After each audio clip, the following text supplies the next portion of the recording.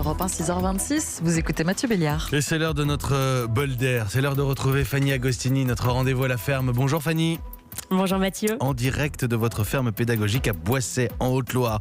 Les températures très douces pour la saison à Boissey vous ont inspiré sur ce sujet. L'air doux qui vient du sud peut parfois être porteur de sable venu du Sahara. Et vous nous dites, ça on le savait pour le sable, mais vous nous dites, et là je l'apprends, que c'est une excellente nouvelle pour la végétation et les cultures agricoles. Mais oui Mathieu, le sable venu du Sahara, nous avons tous vu, notamment sur les pare-brises des voitures. Parfois ça fait râler parce qu'il faut les nettoyer.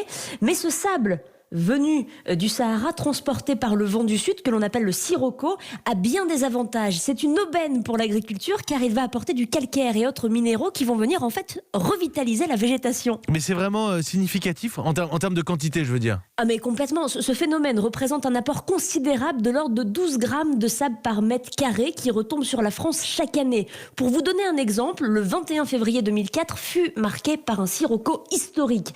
500 000 tonnes de sable sont tombées en Corse, 50 grammes par mètre carré dans le sud de la France, ce qui représente 1,5 million de tonnes de sable saharien. Il est tombé en une journée 4 fois les quantités annuelles. Le printemps qui a suivi a d'ailleurs été extrêmement fertile. Et vous nous dites que le sable dans l'atmosphère peut parcourir de très grandes distances, même traverser l'Atlantique. Oui, vous imaginez deux continents opposés et pourtant ils sont liés. La NASA a d'ailleurs modélisé la circulation atmosphérique, c'est-à-dire les courants qui transportent le sable depuis l'Afrique jusqu'au continent sud-américain.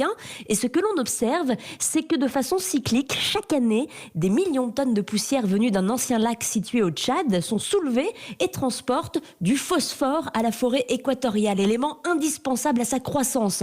Vous vous rendez compte, si la forêt est si luxuriante, c'est grâce à cet apport aérien invisible et essentiel, ce qui montre, avec magie quand même, l'équilibre subtil de notre monde et l'interconnectivité qui relie tout, y compris le minéral et le végétal. Non mais ça c'est fascinant, retrouver du sable du Sahara qui fertiliserait les terres américaines. On apprend des choses au contact de la nature. Cela dit, à Boissey, vous êtes beaucoup plus près du Sahara que les fermiers des Midlands américains. Fanny Agostini, en direct d'Auvergne, tous les matins, le rendez-vous à la ferme sur Europe 1. Il est 6h28.